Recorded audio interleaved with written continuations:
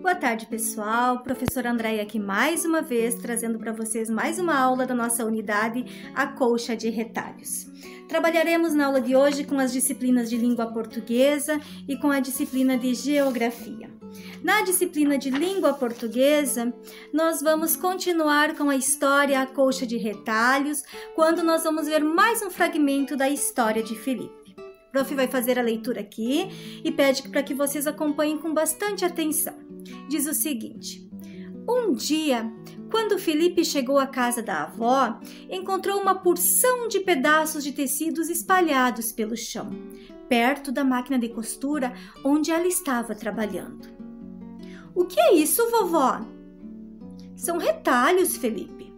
Fui juntando os pedaços de pano que sobravam das minhas costuras. E agora já dá para fazer uma colcha de retalhos. Vou começar a emendá-los ainda hoje. Posso ajudar, vovó? Está bem. Então vá separando os retalhos para mim. Primeiro, só os de bolinha. Depois, os de listrinhas. Felipe esparramou tudo pelo chão e foi separando um a um. Tinha pano de florzinha, de lua e de estrela, de bolinha grande e de bolinha pequena, listrado, xadrez. Gente, com esse fragmento da história, a gente irá trabalhar na aula de língua portuguesa. O que a gente irá trabalhar? Vamos explorar os elementos da narrativa que fazem parte deste fragmento da história, como, por exemplo, onde acontece esse fato narrado, quem são os personagens que participam desse fragmento, qual é a situação que está apresentada neste fragmento, qual é o sinal de pontuação que marca a fala dos personagens. Isso é importante, gente. A prof quer chamar a atenção de vocês mais uma vez para essa perguntinha que geralmente quando a gente trabalha uma historinha, a prof faz essa pergunta para vocês. Qual é o sinal de pontuação que marca a fala de personagens? Tá? Geralmente, pessoal, isso é geralmente, quer dizer, nem sempre, tá? Mas quase sempre uma historinha, quando ela tem fala de personagem, essas falas vêm marcadas, o comecinho delas, por um sinal chamado travessão. Tá? Então guarde na cabecinha o nome desse sinal, o travessão. Ele é um sinalzinho usado para marcar o discurso direto, a fala dos personagens. Aqui o Felipe fala, a avó fala. Cada vez que um dos personagens fala, muda o sinalzinho de travessão ali, tá? Depois, outras perguntinhas também sobre esse fragmento. Qual é o trabalho que a vovó realiza? Contar com as suas palavras o que está acontecendo aqui. Depois, ao perguntar o que é isso, vovó? O Felipe estava se referindo ao quê? Isso o quê? Né? Ele chegou, viu a avó lá com um monte de retalhos e perguntou: o que é isso? Isso é o quê? Tá? Como é que a vovó explica isso para ele? Essa é outra perguntinha.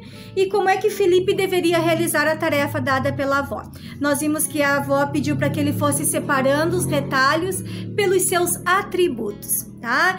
Pano de florzinha, pano de bolinha, pano listrado, pano xadrez, cada um no seu lugar, tá? Então, dessa forma que o Felipe deveria realizar a atividade dada pela avó. A pergunta número 2, as questões número 2 são de análise linguística. O que é isso, gente? Análise linguística é uma reflexão, é uma análise de como é que as palavras se organizam para formar um texto. Tá? Nessa nossa análise linguística aqui, nós temos, por exemplo, a perguntinha letra A quem o pronome ela se refere, lá na linha 2. Então, o que eu vou fazer para responder essa pergunta? Ah, prof, eu não entendi como é que é para fazer. Linha 2, vou ler a linha 2 do texto, que diz o seguinte: perto da máquina de costura onde ela estava trabalhando. Ela é quem? A palavra ela refere-se a quem? A máquina de costura? Não. Ao Felipe? Não. Ela se refere à avó. Então, eu vou responder aqui da seguinte maneira: a palavra ela refere-se à avó, certo? A mesma coisa nas outras perguntinhas, a quem o pronome onde se refere. Onde é que lugar, tá? Então, eu vou ter que ler de novo lá na linha 2 do texto, a palavrinha onde, para saber a quem ele está se referindo. Sempre, gente, vamos ler de novo o texto, procurar a palavrinha no texto para a gente poder descobrir. Isso é leitura, isso é interpretação, isso é compreensão textual, tá? Análise linguística. Depois nós temos aqui uma atividade de ortografia, de exploração dos dígrafos, né? Essa é bem fácil. Retirar do texto palavras com dígrafo LH, com dígrafo NH, CH, enfim. Essa questão, acredito que vocês não terão dificuldade.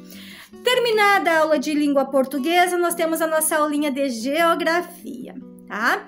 Bem, na nossa aula de geografia, a prof procurou estabelecer a seguinte relação entre a nossa história, a colcha de retalhos, com esse texto aqui, tá? Vocês observem esse texto aqui, ele tem um formato de quê, pessoal? Pensem, formato do mapa do Brasil.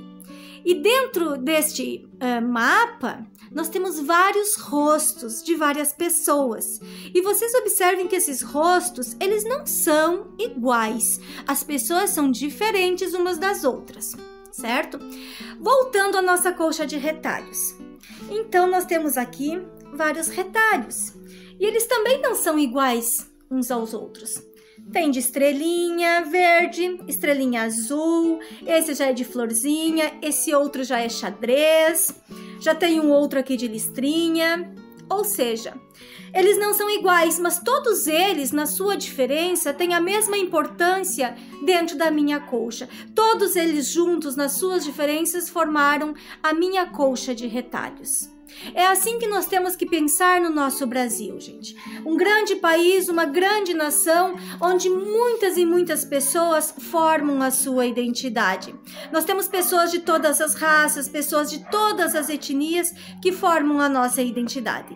Esse processo aqui no Brasil recebeu o nome de miscigenação, e é isso que está escrito ali no quadrinho, né?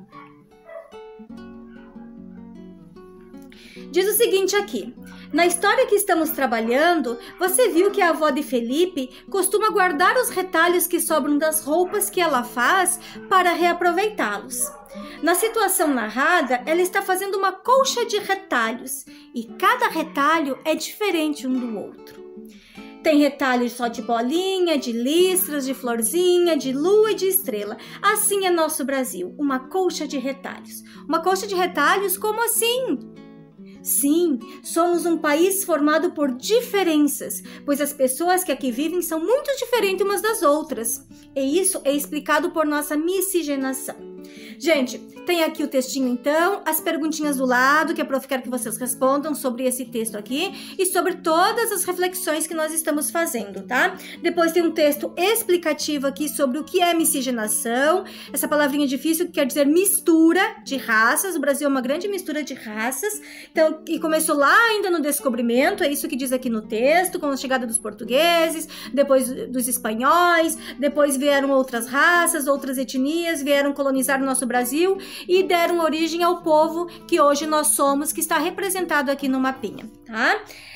E abaixo desse texto as perguntinhas sobre isso, tá?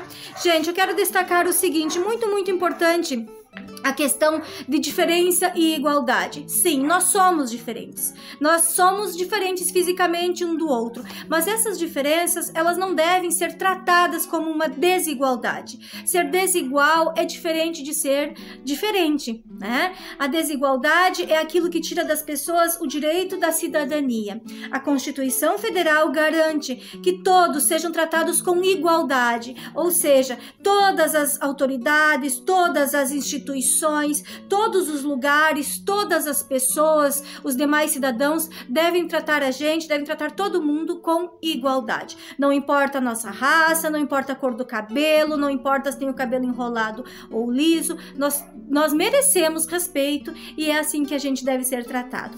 Afinal, nessa minha colcha de retalhos, nenhum retalhinho é mais importante que o outro. Certo? Pessoal, bom trabalho para vocês, façam tudo com muito capricho, com muita reflexão e até a próxima aula.